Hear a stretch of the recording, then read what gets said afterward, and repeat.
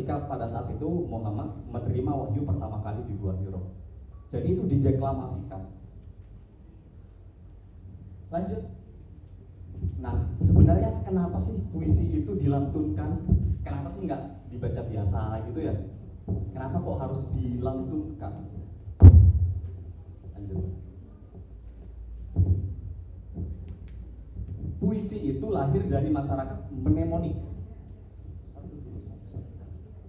Puisi itu lahir dari masyarakat mnemonik. Masyarakat mnemonik itu adalah masyarakat penghafal, masyarakat lisan yang tidak mengenal aksara, yang tidak mengenal tulisan. Jadi misalnya seperti masyarakat Arab tadi ya, masyarakat Arab abad ke-7 ketika Nabi Muhammad hidup, itu masyarakatnya masyarakat penghafal. Meskipun ada beberapa orang bilang, oh Nabi Muhammad itu buta huruf gitu kan, buta aksara, dia adalah ummi. Sebagian orang bilang, oh sebenarnya tidak buta huruf, Nabi Muhammad bisa baca tulis karena dia adalah seorang pedagang seperti itu. Ada yang bilang seperti itu, ada yang bilang dia adalah seorang yang ummi atau dia yang buta huruf. Sebenarnya saya tidak akan banyak-banyak ngomong di depan sini, bapak-bapak, ibu-ibu. Singkat saja saya ngomong, nanti juga akan ada tahap bagaimana membaca puisi dan mungkin sedikit ulasan. Nah, menghafal adalah cara masyarakat kelisanan tadi untuk mewariskan pengetahuan kepada generasi selanjutnya. Jadi dulu kan tidak ada tulisan. Kalau sekarang pengetahuan itu bisa diwariskan melalui tulisan. Tetapi dulu karena mereka tidak mengenal tulisan, otomatis mereka harus menghafal pengetahuan tadi. Cara membuat jamu encok misalnya, itu harus diwariskan. Tapi masa diwariskan dengan cara yang biasa, kan nanti gampang dilupakan. Maka kemudian caranya adalah pengetahuan harus diartikulasikan dengan bahasa yang tidak biasa agar mudah diingat. Jadi biar tidak gampang dilupakan, mereka kemudian menyampaikan pengetahuan tadi itu dengan bahasa yang tidak biasa, biar mudah diingat. Itu ada istilahnya Chinese whispers. Chinese whispers itu adalah ya transmisi pengetahuan melalui lisan tadi akan cepat hilang dari generasi ke generasi. Itu kalau misalnya dia tidak dibentuk pengetahuan tadi dengan bahasa yang bagus seperti itu. Salah satu caranya yaitu menciptakan metrum. Metrum itu adalah ukuran-ukuran bunyi yang disusun sedemikian rupa sehingga itu menjadi aturan dari satu jenis puisi tertentu. Itu namanya metrum. Sebagian orang bilang matra, sebagian ahli bilang matra, sebagian bilang metrum. Jadi misalnya aturan bunyi ini misalnya ada di dalam pantun misalnya. Berburu padang datar dapat rusa belang kaki, berburu kepala ngajar bagai bunga kembang tak jadi. Kucing kurus mandi di papan, diintip kutilang sambil tiduran, ming kurus malas makan, mirip tiang buat gantungan gitu. Buat jemuran. Nah itu ada bunyi-bunyi tertentu yang belakangnya misalnya dia harus diakhiri dengan bunyi AB. Dulu itu lisan, dulu tidak ditulis. A misalnya, syair kalau tidak salah A. Kemudian ada gurindam, itu AA. Itu adalah gurindam, itu syair kuplet yang terdiri atas 2 larik yang kemudian nanti berkembang menjadi puisi-puisi modern yang tidak lagi ikut kaidah-kaidah nama metrum tadi karena stanzanya bisa banyak, bisa cuma 1 dan sebagainya. Nah, metrum inilah yang kemudian melahirkan puisi karena puisi berawal dari bunyi. Seperti Tuhan menciptakan alam semesta ini pertama kali dari bunyi kun, maka kemudian jagat raya ini jadilah. Itu agama lain juga punya keyakinan yang sama ya. Betara guru berseru alam semesta ini kemudian tercipta. Itu. Jadi secara anatomis, di sisi lain, puisi terdiri atas bunyi-bunyi yang disusun sedemikian rupa untuk mempermudah masyarakat lisan merawat pengetahuan atau menghafal. Itu. Lanjut. Nah, ini yang sering kita dengar ya. Mungkin kita sebagian pernah membacanya juga.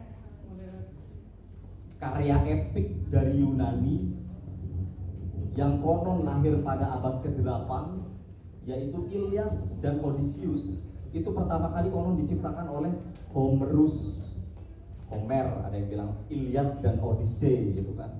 Itu sebenarnya itu tidak ditulis oleh Homerus, tetapi dinyanyikan. Kalau misalnya teman-teman membaca di sini karya Albert Belord, The Singer of Tales, itu akan dijelaskan Ilyas dan Odysseus ini. Jadi Homerus itu adalah seorang penyanyi buta, dia biduan buta.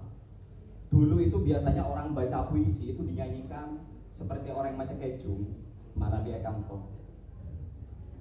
Orang baca kidung, orang baca barzanji, orang baca burda, itu seperti dinyanyikan, dan di sisi lain juga diiringi oleh musik. Maka kemudian ada istilah puisi lirik. Puisi lirik itu adalah puisi dulu itu karena pembacaannya itu diiringi oleh alat musik yang namanya lira, itu seperti gitar. Jadi dia adalah alat musik berdawai. Jadi dulu tidak ditulis sekali lagi ya, tetapi dilisankan. Maka kemudian puisi harus dibacakan. Lanjut. Bahkan pada mantra dan puisi simbolik, bunyi bahasa menjadi fungsi utama. Jadi kalau misalnya bunyinya salah di mantra itu tidak akan mujarab mantranya. Sun aji, ajiku, ajinomoto gitu. Ajiku jalan goyang gitu kan. Itu kalau salah pengucapan dia tidak akan berfungsi. Karena memang mantra itu bergantung kepada bunyi. Kalau Anda pernah nonton Harry Potter, Wingardium Leviosa, maka kemudian bulu, misalnya bulu angsa itu bisa terbang. Tapi kalau keliru bilang Wingardium Leviosa, dia tidak akan terbang. Tapi kalau bilang Wingardium Leviosa, dia akan terbang. Jadi mantra itu fungsinya itu lebih menekankan pada bunyi, bukan arti bunyi. Nah, di puisi simbolik ini puisi-puisi yang bermain-main dengan bunyi. Puisi Sutarji Kalsubagri misalnya, tragedi Winkasika, Winkasika, Winkasika, Winkasika, Winkasika, itu bergantung pada bunyi. Arti itu dihasilkan oleh bunyi, bukan dari arti kata. Nah, itu adalah kredo puisinya Sutarji Kalsubagri tahun 70-an kalau tidak salah, koreksi saya kalau keliru ya. Tahun 70-an dia bikin puisi mantra tadi, itu fungsinya lebih pada ke bunyi. Sepi sopi sepi sopi sepi sopi sepi sopi. Ya sebenarnya dari permainan bunyi itu kita bisa menebak-nebak artinya dari arti kata. Tragedi Winkasika misalnya, Winkasika, Winkasika, Winkasika itu adalah situasi yang chaos, tapi kemudian ya awalnya kawin kasih gitu ya, kawin kasih, tapi kemudian lama-lama mungkin karena udah nggak cinta lagi dengan pasangannya, akhirnya jadi Winkasika, bukan kawin kasih lagi. Sama dengan sepi, sopi, sepi, sopi, sepi, sopi. Kalau kita otak-atik jadi sepi dan pisau. Sepi itu menyayat seperti pisau. Jadi jangan sampai Anda kesepian.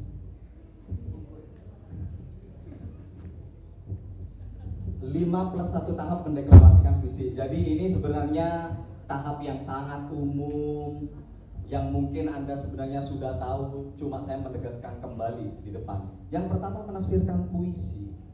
Jadi Anda memilih puisi, jangan langsung dibaca, ditafsirkan dulu, dipahami dulu. Maka kemudian mestinya, misalnya ada komunikasi antara pembimbing misalnya atau pembina dengan murid. Acaranya adalah acara bedah puisi yang akan dibacakan, yang akan dideklamasikan, ditafsirkan dulu. Tujuannya apa? Tujuannya untuk lanjut menentukan suasana puisi. Kadang-kadang puisi itu susah juga ditafsirkan. Jadi nggak apa-apa lah. Yang penting kita tahu makna puisi itu secara umum gimana. Sebenarnya tujuan satu-satunya, atau mungkin nggak satu-satunya, nggak tahu, mungkin ada tujuan yang lain. Itu adalah untuk menentukan suasana puisi. Nah, kalau Anda misalnya sudah tahu suasana puisi, nanti akan bisa menentukan penampilan vokal. Penampilan vokal itu terdiri atas jeda, misalnya. Jeda. Banyak yang keliru mengambil jeda. Misalnya puisi Madura Akulah Darahmu. Ada puisi yang mana? Yang di lubang. Gak ada. Jadi dari aku anakmu, terus dia diam, jedanya terlalu lama. Itu kan mestinya apa setelah itu larinya? Dari aku anakmu, dari anak sulungmu, ya, yang, nah itu dipisah. Mestinya itu kan tidak boleh dipisah. Itu satu kesatuan arti. Melempar sauh. Setelah itu apa? Lokan-lokan, itu sauhnya itu dipisah sama lokan-lokannya, padahal itu koma, jadi jedanya jangan terlalu lama. Melempar sauh, lokan-lokan, dan sebagainya. Itu ada yang di antara sauh dan lokan-lokan itu jedanya terlalu lama. Juga menentukan intonasi. Nah, ini yang sering banyak saya lihat keliru. Intonasi bahasa Indonesia itu, kalimat itu turun. Kalimat dalam bahasa Indonesia tidak naik, kecuali dia misalnya kalimat tanya dan sebagainya. Kemudian ada artikulasi, itu mesti jelas, tapi jelas semua, ini tidak ada masalah dengan itu. Volume, itu ada yang juara dua yang SMP, itu kekurangannya adalah pada beberapa silabel, pada beberapa suku kata itu tidak bunyi, padahal dia sudah powerful. Dia mengeluarkan sukma Madura yang distereotipkan sebagai orang yang tegas, tetapi kekurangannya yang juara 2 tingkat SMP itu, beberapa silabel itu nggak bunyi, tak metoh. Di sini ada nggak anaknya? Nah itu mungkin bisa lihat lagi nanti videonya kamu ya, bagaimana beberapa silabel, beberapa suku kata itu nggak bunyi, padahal udah bagus. Kemudian nanti juga menentukan tempo. Volume ini juga ada masalah tempo dan durasi. Ada yang temponya cepat, kayak dikejar anjing, nggak ada penghayatan akhirnya di situ. Tapi ada yang terlalu lama juga. Temponya itu akan membuat audiens bosan.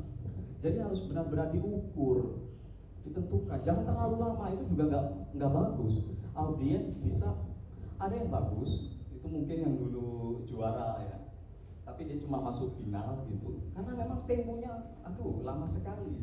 Padahal kurang satu lagi dia bisa jadi juara. Tapi karena tempo yang sangat lama tadi, akhirnya dia sayang sekali. Ya mau gimana lagi ya? Semuanya sebenarnya bagus. Serius, ini yang di sini bagus semua. Cuma akhirnya memilih yang kira-kira yang memberikan aroma baru itu pembacaan puisi yang seperti apa. Gitu. Biasanya, saudara-saudara, puisi Madura Akulah Darahmu itu ditafsirkan sebagai puisi yang pembacanya semangat, tegas, berapi-api, tapi ada juga ternyata yang menafsirkannya itu membacanya itu tenang, sunyi, seperti padang-padang stepa di Madura. Sesunyi itu cara membacanya. Dia menawarkan cara baca puisi yang baru. Dia berani menafsirkan dengan cara yang baru. Akhirnya yang keluar bukan Madura secara zahir, tetapi kita bisa membaca Madura yang niskala di situ. Madura yang tidak berwujud, yang mungkin dimiliki oleh kita semua. Baca puisi dengan tenang, sound systemnya di belakang, bunyi latarnya orang mandi, suara. Ini aktif sekali baca puisinya gitu kan. Ini pasti anak pesantren, jangan-jangan ini gitu kan. Dan dikasih tahu sama panitia ternyata memang anak pesantren. Jadi baca puisi di dalam kelas, dia sunyi membacanya. Di belakang ada suara orang mandi. santri yang lain mandi. Itu menarik sekali nih, absurd sekali gitu, misterius. Itu memunculkan juxtaposisi gitu kan, yang senyap dan yang gaduh menjadi satu. Jangan-jangan Madura memang seperti itu. Ada sisi Madura yang senyap, seperti para perempuan Madura ya, agak senyap. Yang tampil di muka orang-orang luar, di mata orang-orang luar adalah Madura yang stereotipikal, yang keras, yang jahat misalnya, yang tidak berbudi pekerti luhur, yang sebenarnya enggak seperti itu juga. Madura itu beragam, Madura itu heterogen, tidak homogen, dan kita itu berhak menolak itu. Madura yang sudah ditulis oleh para ahli yang bilang Madura itu keras, kasar dan sebagainya. Oh tidak juga, ada juga Madura yang feminin, yang lembut seperti saya. Saya kan lembut, nggak keras.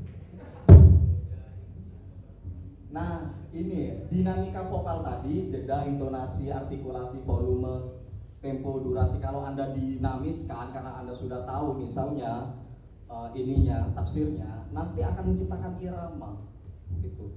Jadi tidak monoton, datar, tapi menciptakan irama. Irama itu bisa menghanyutkan, bisa yang keras tadi. Misalnya yang juara satu tingkat umum itu nyaris sempurna. Tingkat umum ya, itu nyaris sempurna pembacanya. Sebenarnya mungkin saya lihat latarnya teman-temannya yang lain juga bagus-bagus itu. Cuma mungkin trik timbulnya itu kayak Rhoma Irama gitu. Kayak Rhoma Iramanya ini. Kemudian lanjut, ekspresi gestur biasanya secara otomatis mengikuti pembacaan. Jadi kalau Anda sudah menghayati puisi, pembacaan puisi, itu gesturnya akan otomatis, tidak perlu dibikin-bikin, termasuk ekspresinya juga. Ada di sini di Pamekasan anak kecil. Ini anaknya Pak Hezbollah kayaknya. Dia masih SD. Ada nggak orangnya? Udah pulang. Itu dia menghayati sekali kalau baca puisi. Saya belum pernah melihat orang baca puisi yang penghayatannya seperti dia. Deep banget kata anak zaman sekarang, dalam banget penghayatannya, dan penghayatan itu sangat mahal sekali. Nah untuk mendapatkan penghayatan itu tadi, Anda harus banyak berkomunikasi secara intens dengan puisi itu. Jangan dijauhi puisi itu, dibaca berulang kali, dihayati. Bayangkan Anda ada di mana, ada di laut misalnya ketika membaca Madura Akula Daraku dan sebagainya. Plus satunya, penghayatan terjadi jika deklamator intens berhubungan dengan puisi. Sudah saya bahas ya barusan. Nah ini yang perlu diperhatikan. Ini terakhir, slide terakhir dari saya. Dan mungkin nanti bisa lah kita nyoba-nyoba dikit. Anda membaca beberapa puisi di situ yang suasananya berbeda. Ini banyak terjadi yang membuka puisi dengan lirikan mata, seperti lagunya Arafik, lirikan matamu menarik sapi. Baca puisi misalnya Anda ya, biasanya baca puisi masih lirik-lirik gini dulu. Itu sebenarnya untuk apa? Apa fungsinya melirik? Meliriknya juga menyeramkan sekali lirikannya. Jadi sebenarnya ini tidak fungsional menurut saya. Fokus aja di depan, fokus aja pada audiens. Nah itu menurut saya. Kalau misalnya Anda punya rasionalisasi kenapa Anda harus melirik misalnya, ya tidak masalah. Tapi kalau menurut saya tidak perlu juga tidak apa-apa. Itu tidak akan mempengaruhi kualitas Anda membaca puisi. Posisi tubuh menyerong atau menyamping. Ini biasanya mau baca puisi. Kenapa harus begini? Kenapa nggak begini saja? Audiens Anda kan ada di depan. Kenapa harus begini? Ini banyak terjadi nih, ya nggak? Menyerong, awalnya begini, setelah begini menyerong gini. Ini kan audiensnya ada di depan. Kalau misalnya teman-teman di sini punya rasionalisasi kenapa harus miring, ya tidak apa-apa, nanti bisa disampaikan. Tapi bagi saya, ya sudah, tegak saja begini, tidak usah menyerong begini. Tidak fungsional menurut saya. Membungkukkan badan tanpa membungkukkan kepala. Anda kan sebenarnya tujuannya ingin hormat gitu ya. Hormat itu ya sama kepalanya begini nunduk. Tapi ada juga yang begini tapi mukanya begini. Anda kan berarti tidak menghormat. Menghormat itu ya begini biasanya. Tapi ada yang begini. Jadi pandangannya tidak ikut menunduk juga, padahal menunduk. Itu cara membungkuk orang Eropa. Meskipun tidak membungkuk sebenarnya tidak masalah menurut saya. Tidak masalah. Karena salam kita mungkin berbeda dengan salam orang Eropa atau orang Jepang gitu ya. Biasanya begini. Cukup menunduk begini sebenarnya nggak masalah. Sampai saya melihat di video itu yang tampak pertama kali itu begininya. Kan biasanya kalau kita lihat video itu tampak ya file-file itu ada yang begini kayak kelihatan nggak ada kepalanya gitu. Kalau ini nggak ada kepalanya, setelah saya buka ternyata dia sedang posisi bungkuk awalnya. Nah kemudian ini yang banyak terjadi kesalahan juga, membaca judul dan penyair. Misalnya balada terbunuhnya Atmokarpo dalam puisinya Rendra, itu kan udah keliru, ya kan? Mestinya W.S. Rendra dengan puisinya balada terbunuhnya Atmokarpo, atau cukup W.S. Rendra balada terbunuhnya Atmokarpo. Jadi kalau boleh, kalau bisa membaca judul itu atau membaca pengarang itu di awal, biar setelah Anda masuk judul Anda bisa langsung masuk ke isi. Ketika Anda sudah membaca judul Anda langsung masuk ke isi. Jadi bagian dari satu kesatuan. Itu. Jadi lebih baik di awal membaca nama pengarangnya. W.S. Rendra balada terbunuhnya Atmokarpo. Membaca judul itu nggak perlu gestur juga. Jadi balada terbunuhnya Atmokarpo misalnya. Jadi cukup balada terbunuhnya Atmokarpo. Jadi tidak perlu pakai gestur. Itu yang ketawa-ketawa di belakang kalau disuruh baca puisi nggak tahu nanti. Ekspresi gestur yang artifisial dan lacak itu seringkali malah mengganggu. Jadi ekspresi Anda terlalu banyak gerak itu malah mengganggu kebanyakan. Biarkan gestur Anda, gerak tubuh Anda itu otomatis saja, nggak perlu dibikin-bikin. Ada pembaca puisi yang bagus di sini. Kalau Anda misalnya buka YouTube Nimade Purnamasari, Wareh Witatsana. Nah tadi yang juara umum mengingatkan saya pada cara baca puisi Wareh Witatsana. Itu diam saja begini, tapi vokalnya itu seperti suara malaikat Jibril, menggema, enak sekali. Jadi sebenarnya tidak perlu gerak pun, karena memang pembacaan puisi itu main vokal itu udah bagus. Sebenarnya ada di sini yang bagus, tapi karena terlalu banyak gerak akhirnya jadi terlihat puisi jadi kehilangan kewajarannya sebagai alat untuk berkomunikasi. Jadi jangan terlalu banyak gerak.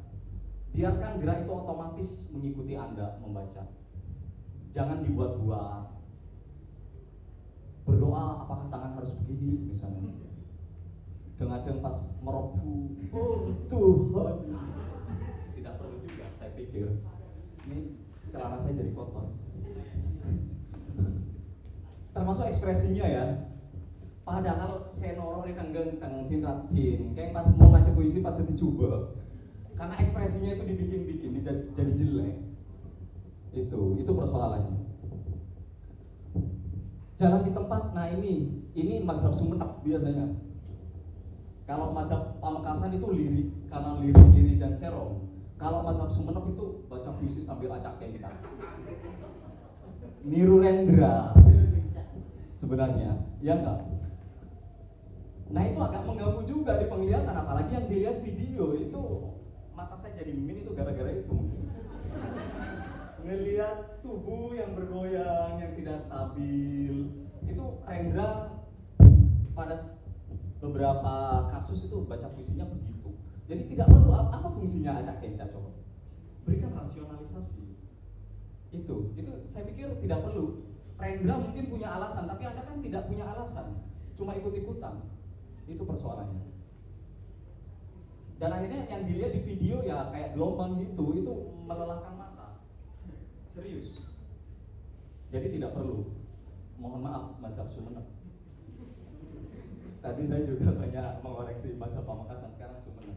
Ini yang Sampang Bangkalan kayaknya nggak ada ya. Sekarang sastra itu ekosistemnya lebih subur di Pamekasan dan Sumeneb. Agak redup sekarang Sampang dan Bangkalan. Intonasi. Nah, ini tadi sudah saya bahas persoalan intonasi. Kemudian jeda, itu juga sudah saya bahas ya. Jedanya jangan sampai keliru, dan tempo cepat atau lambat juga mempengaruhi, seperti yang sudah tadi saya bahas. Menyeret-nyeret suku kata ini akan jadi norak loh, pembacaan puisi dengan menyeret-nyeret suku kata. Misalnya setetes madu hingga pulang, itu nggak perlu setetes madu, sebenarnya nggak perlu setetes madu hingga pulang, biasa aja. Jadi nggak perlu diseret-seret. Nah, kemudian tiap puisi bapak-bapak, ibu-ibu, dan adik-adik dan teman-teman juga di sini, karena sepertinya ada yang seumuran, yang juara umum, itu punya suasana yang berbeda-beda. Puisi satu dengan puisi yang lain. Kalau anda tidak perlu membaca puisi itu, semua puisi itu dengan garang, dengan marah-marah. Kalau puisinya memang suasananya tenang, ya bacalah puisi dengan tenang. Coba Anda buka puisi Surat Bulan karya Djoko Pinurbo di situ. Pegang nggak ini? Ya. Nggak, ada nggak ini? Anda baca puisi Djoko Pinurbo itu bacanya biasa sekali. Tidak sampai kayak baca balada terbunuhnya Atmokarpo. Kalau balada terbunuhnya Atmokarpo itu di awal memang harus semangat. Dengan kuku-kuku besi, kuda menebah perut bumi, bulan berkhianat. Volumenya memang udah sangat full, udah dari awal. Tapi kalau baca Surat Bulan, ya harus tenanglah, masa begitu kan enggak. Padahal kalimatnya tenanglah.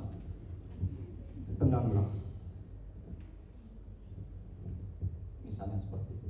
Aku tak pernah mengharap oleh-oleh dari orang yang hidupnya susah. Kamu bisa pulang dengan rindu yang masih utuh saja, sudah merupakan berkah. Pulang ya pulang saja. Tak usah repot-repot membawa buah tangan yang hanya akan membuat tanganku gemetar dan mataku basah. Matamu ya tadi. Oh, enggak benar.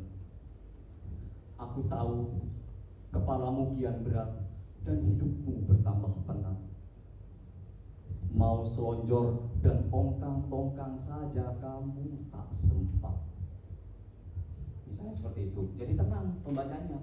Bukan, tenanglah, saya khawatir nanti kalau misalnya orang Madura baca puisi tenanglah, itu suasananya jadi tegang. Kayak orang baca puisi bahasa Madura, dulu ada lomba, saya kebetulan jadi jurinya juga. Mestinya tidak baca dengan semangat, dibaca dengan semangat. Tak nonton, acan, ngucak acan baca gawat tuh. Mau bilang acan loh. Kan itu tidak sesuai dengan suasana puisi. Nah seperti itu teman-teman. Itu nanti akan berbeda misalnya dengan ketika kita baca Perjalanan Kubur. Ini dari awal memang sudah sangat menyeramkan ya, puisi pendek dari Sutarji Kalzumbari yang sangat gelap, yang kita tidak bisa menganalisisnya satu persatu, tapi mungkin kita bisa menangkap suasananya, kemenyatuan spiritual dengan kekasih. Dan bisa jadi kekasih itu bukan kekasih yang di sini, tetapi perempuan itu adalah lambang misalnya ilahi yang feminin, karena memang di tiap kepercayaan itu ada sisi feminin ilahi. Di sini Alina, dia membaca untuk Alina gitu kan. Luka mengucap dalam badan, kau telah membawaku ke atas bukit, ke atas karang, ke atas gunung, ke bintang-bintang. Kalau misalnya ada rincian, itu baik kalau Anda misalnya makin ke atas gunung ke bintang, melempar sauk, lokan-lokan, mutiara, kembang laut, dinamika. Lalat-lalat menggali perigi dalam dagingku untuk kuburmu, Alina. Untuk kuburmu, Alina, aku menggali-gali dalam diri, raja dalam darah, mengaliri sungai-sungai, mengibarkan bendera hitam, menyeka matahari, mempucuk bulan, tekuk tangismu, Alina. Di situ ada kesedihan yang mendalam. Saya sampai mau nangis. Gara-gara Alina, bukan Alin loh ya. Jadi jangan GR. Sungai pergi ke laut membawa kubur-kubur, laut pergi ke laut membawa, keliru. Nah itu, Anda harus menghafal juga ternyata. Harus menghafal. Sungai pergi ke laut membawa kubur-kubur, laut pergi ke sungai membawa kubur-kubur, sungai pergi ke akar, ke pohon-pohon, ke bunga-bunga, membawa kuburmu, Alina. Misalnya seperti itu. Jadi ini memang suasananya dari awal sudah tegang.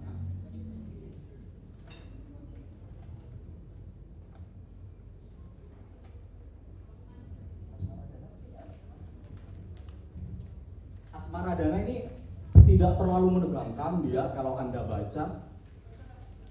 Ceritanya tentang sepasang kekasih zaman Majapahit. Waktu itu Majapahit sedang diperintah oleh Tribuana Tunggadewi. Di situ ada seorang laki-laki yang namanya Damar Wulan jatuh cinta dan pacaran dengan seorang perempuan yang namanya Anjasmara.